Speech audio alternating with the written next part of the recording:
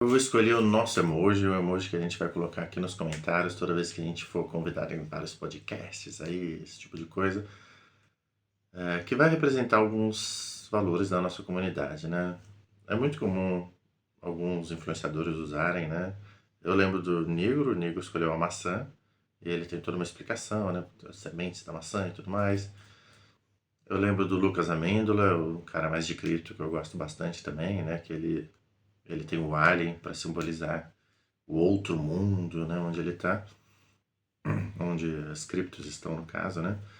E eu quero trazer aqui o lápis. Eu vou explicar o porquê do lápis em três historinhas. Né? A primeira delas, acho que a mais simples de todas, é a história mais utilitarista, né? Por que que eu acredito no que eu acredito, né?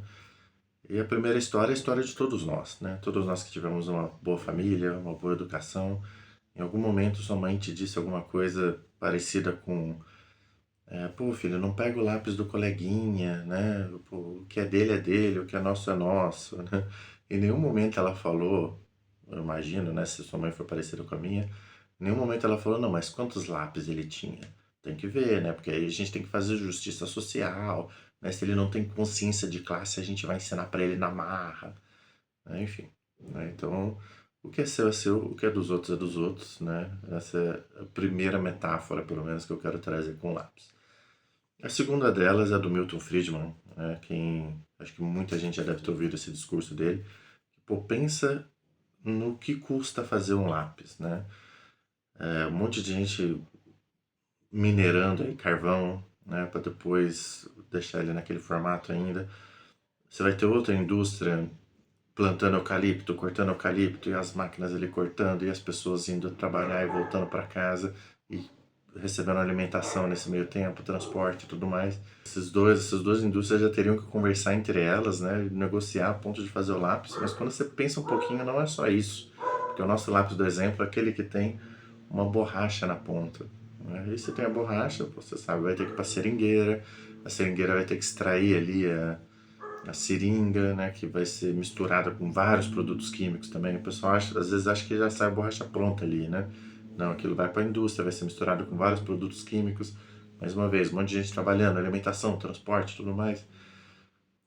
Para prender aquela borracha ali no lápis, geralmente tem um pedacinho de alumínio, que também é outra indústria de mineração, que vai lá extrair aquele alumínio. Enfim, e todo mundo trabalhando ali, cada um pensando só no seu interesse, né? Ninguém tá pensando no senso de comunidade, né? Tem uma frase do Adam Smith que ele fala, né? Não é da benevolência do padeiro que eu espero matar minha fome. Quer dizer, eu não tô esperando aí que o padeiro acorde, pense o cara sair da cama às 4 da manhã, pro pão tá quentinho às 6, pensando, nossa, porque é minha missão na Terra. É alimentar as pessoas. Inclusive, eu vou fazer um vídeo sobre isso, né? A falácia do propósito. Mas enfim, esse vai ser para outra época. Então, né, cada um ali pensando nos seus interesses, agindo individualmente, eles negociam entre eles, né, aquele negócio, agindo individualmente, mas honestamente, né, todo mundo trabalhando, todo mundo fazendo as coisas voluntariamente, sem coerção, né.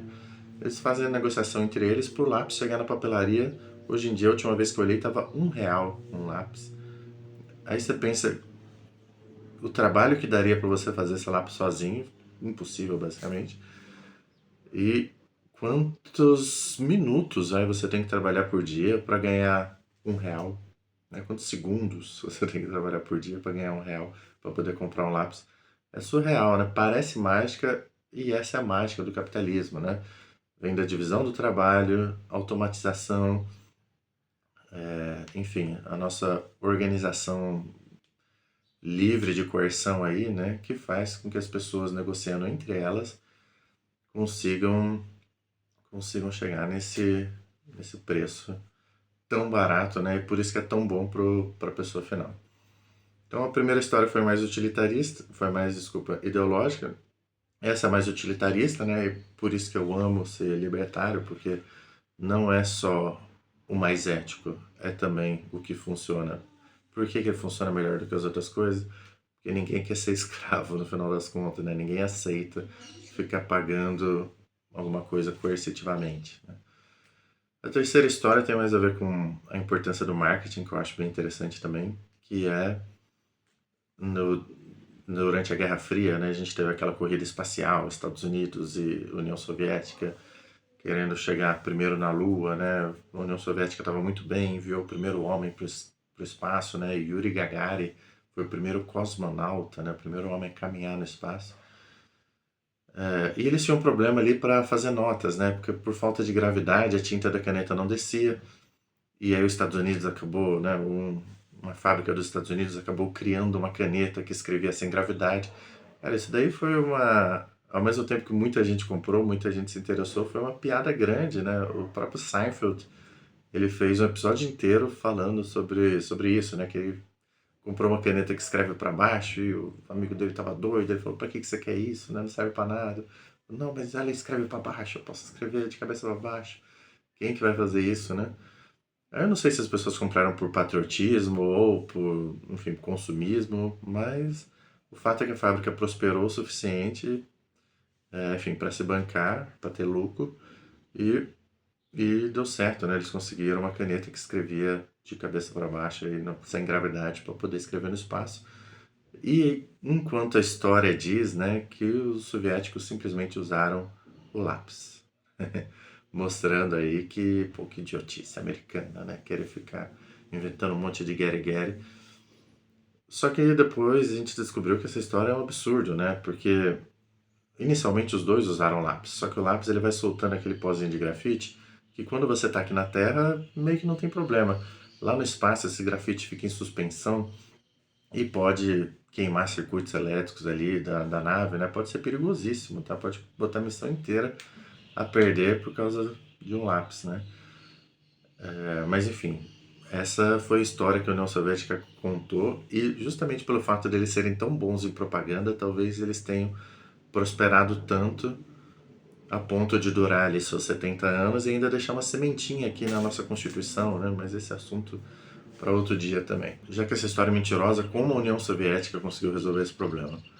Bom, na época eles diziam que era o lápis, né? Mas depois que eles vieram a cair, depois que a União Soviética acabou de vez, a gente descobriu a verdade, que a União Soviética, na verdade, comprou o lápis americano.